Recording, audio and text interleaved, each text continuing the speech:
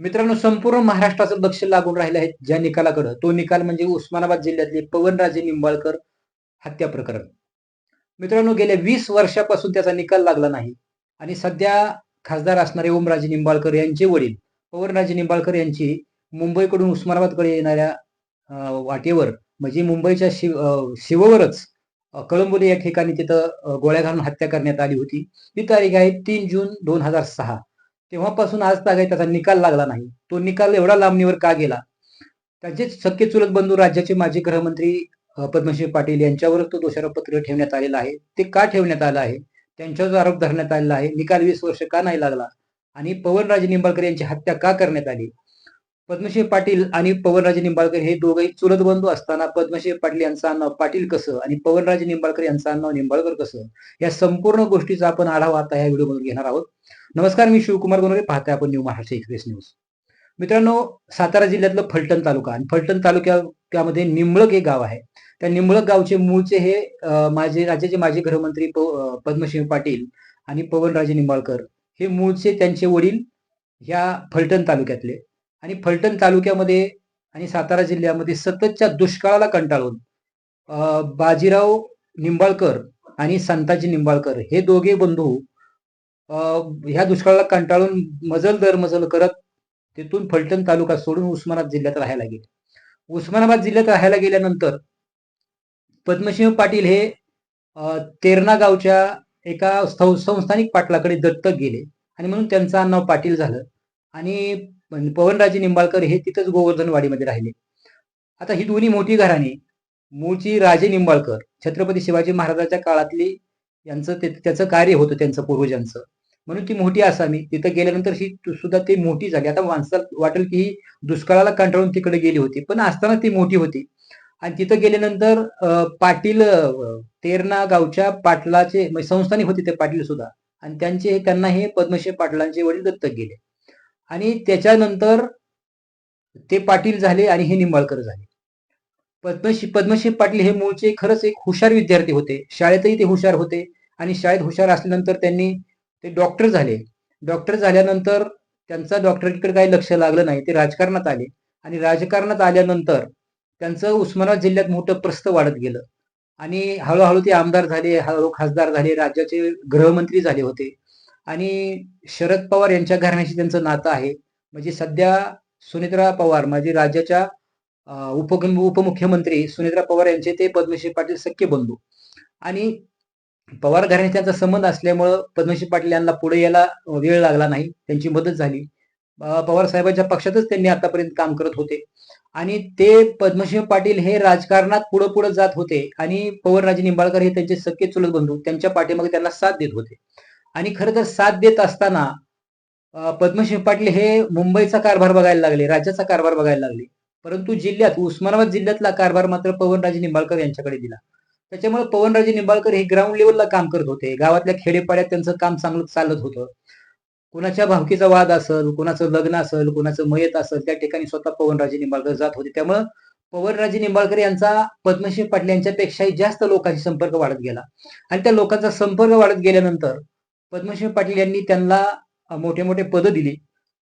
तेरणा सहकारी साखर कारखाना आणि तसेच जिल्हा बँक याच्यावर सुद्धा त्यांना पदं देण्यात आली आणि त्यांचा संपर्क वाढत गेला. कारखान्याच्या माध्यमातून राजकारण वाढत गेलं आणि पद्मसिंह पाटील हे वरचं काम बघत असताना इथं जिल्ह्यात मात्र लोकांशी संपर्क पवनराजे निंबाळकर यांचा जास्त येऊ लागला. आणि असं करत करत पवनराजे निंबाळकर यांची ग्राउंड लेवलला पद्मसिंह पाटील यांना साथ मिळायला लागली आणि पद्मसिंह पाटील यांच्यामुळं पवनराजे निंबाळकर यांना मोठी पदं मिळायला लागली. दोघांचं बंधूंचं बरं चाललं होतं.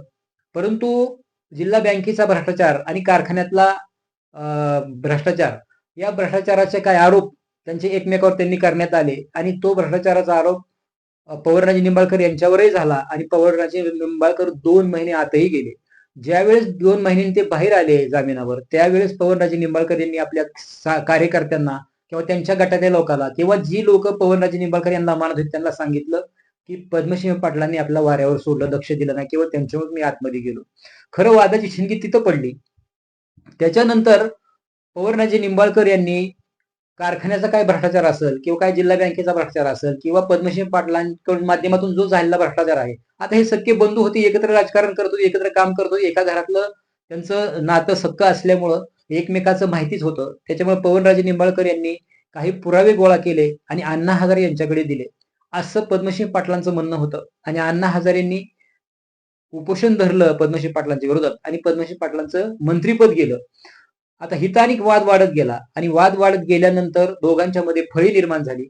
फळी निर्माण झाल्यानंतर राजकारणामध्ये सुद्धा दोन फळ्या पडल्या आणि ही दोघं एकत्र असताना जे उस्मानाबाद जिल्ह्यात कोणीच त्यांचा हात धरत नव्हतं.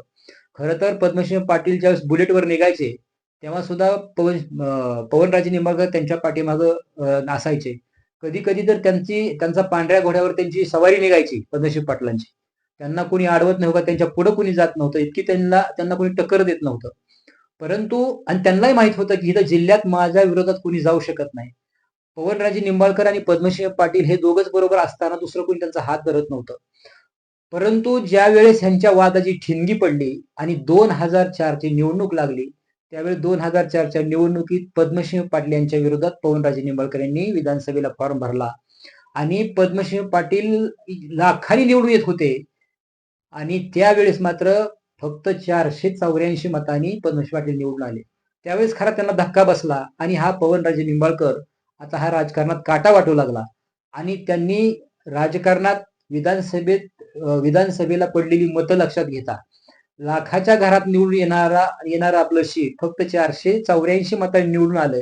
ही केवळ पवनराजेमुळे आणि पवनराजेला मतं भरपूर पडली. जरी ते पराभूत झाले असले तरी फक्त 484 मतांनीच फक्त यांचा विजय झाला होता पद्मसिंह पाटलांचा. त्याच्यामुळे तो विजय त्यांच्या जिवारी लागला आणि ह्यांना पराभव होऊन सुद्धा तालुक्यात जिल्ह्यामध्ये त्यांची किंमत वाढायला लागली. आता भविष्यामध्ये आपलं राजकीय अस्तित्व संपवणार असं माजी गृहमंत्री पद्मश्री पाटील यांना वाटायला लागलं आणि ह्याच कारणामुळं पवनराजे निंबाळकर आणि त्यांचा चालक संमत काजी हे मुंबईतून उस्मानाबादकडे येणाऱ्या वाटेवर कळंबोली या ठिकाणी त्यांना गोळ्या घालून त्यांची हत्या करण्यात आली.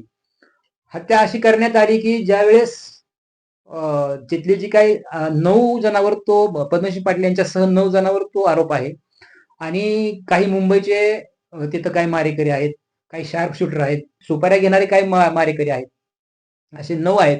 या खटल्यामध्ये 128 साक्षीदार तपासण्यात आले. त्यामध्ये अण्णा हजारे यांची सुद्धा ज्येष्ठ समाजसेवक अण्णा हजारे यांची सुद्धा त्यामध्ये साक्ष घेण्यात आली आणि त्या 128 साक्षीदारांपैकी 29 साक्षीदार फुटले सुद्धा.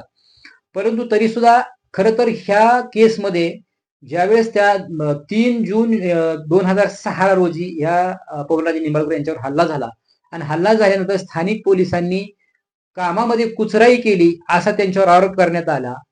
खरं तर पद्मसिंह पाटील यांच्यावर आरोप होता आणि पद्मसिंह पाटील हे राज्याचे गृहमंत्री होते. त्याच्यामुळे पोलिसांवर त्यांचा दबाव असू शकतो म्हणून निंबाळकर कुटुंबियांनी कोर्टामध्ये याचिका दाखल केली की आम्हाला सीबीआय कडून ह्याचा तपास झाला पाहिजे. केंद्रीय गुन्हे अन्वेषण विभागाकडून तो तपास झाला आणि सीबीआयने दोषारोप पत्र हे प्रमुख आरोपी ह्या गुन्ह्यातले पद्मसिंह पाटील यांच्यावर ठेवण्यात आलं आणि इतर 8 आरोपी अशा आरोपींवर दोषारोपपत्र ठेवण्यात आलं आणि 2009 रोजी पद्मसिंह पाटलाला अटक सुद्धा झाली होती आणि अटक झाल्यानंतर 3-3.5 महिन्यामध्ये त्यांना जामीनही मंजूर झाला. खरं तर त्यांना जामीन मंजूर का झाला तर पवार घराण्याशी ते निगडीत होते, त्याच्यामुळे जामीन मंजूर झाला असावा असं लोकांचं जनमानसात चर्चा आहे. असं त्यावेळी चर्चा होत होती. अजित पवार यांचे ते मेहुणे सध्या उपमुख्यमंत्री असणाऱ्या सुनेत्रा पवार यांचे ते सख्खे बंधू पद्मसिंह पाटील राज्याचे माजी गृहमंत्री आणि आता पद्मसिंह पाटलांचं वय 86 वर्ष आहे. खरं तर ते अँब्युलन्स मधूनच कोर्टामध्ये आले होते. आता कोर्टाने उद्या निकाल ठेवलेला आहे. त्या निकालामध्ये 9 आरोपींवर दोष धरण्यात आले आणि प्रमुख आरोपी पद्मसिंह पाटील यांना करण्यात आलेला आहे.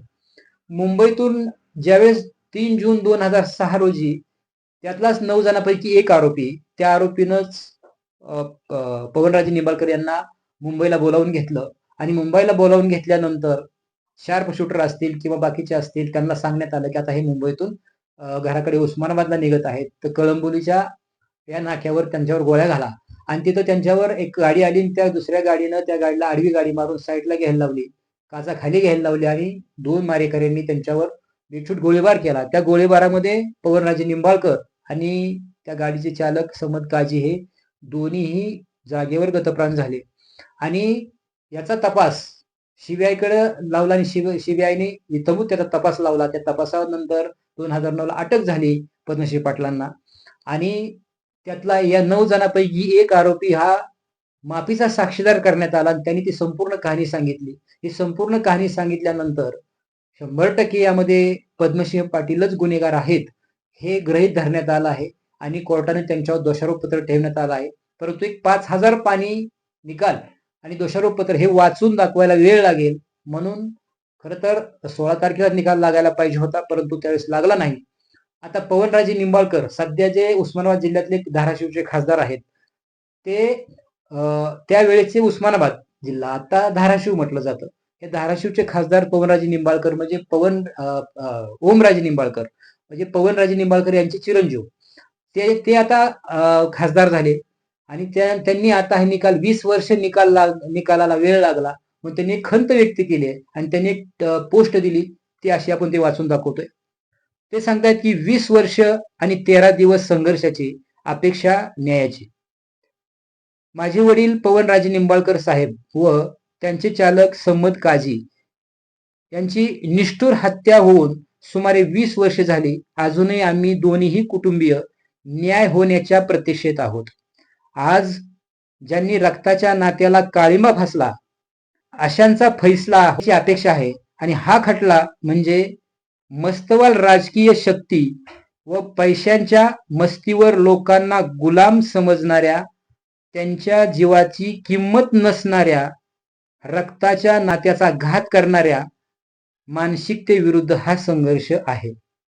आजपर्यंत अनेक परीक्षा दिल्या पण कोणत्याच निकालासाठी एवढा वेळ लागला नाही. आज येणाऱ्या या निकालाकडे दोन्ही कुटुंबीय आस लावून न्यायाची अपेक्षा करत आहोत. न्यायाला उशीर झाला, आता त्यावर बोलण्यापेक्षा आज तरी राजे साहेबांच्या व सम्मद काझी यांच्या खुन्याला कठोर शिक्षा व्हावी एवढीच आई तुळजाभवानी चरणी प्रार्थना आहे. असं सध्या असणारे खासदार ओमराजे निंबाळकर म्हणजे ज्यांची हत्या झाली पवनराजे निंबाळकर यांचे चिरंजीव यांनी ही पोस्ट लिहिली आहे. मित्रांनो, पाहूया महाराष्ट्र संपूर्ण लक्ष लागून राहिलं आहे. उद्या काय निकाल लागतोय, सजा कोणाला लागते, किती सजा लागते, याच्याकडे सर्व महाराष्ट्राचं लक्ष आहे. पाहूया उद्याच दिवस. पाहत राहा न्यू महाराष्ट्र एक्सप्रेस न्यूज.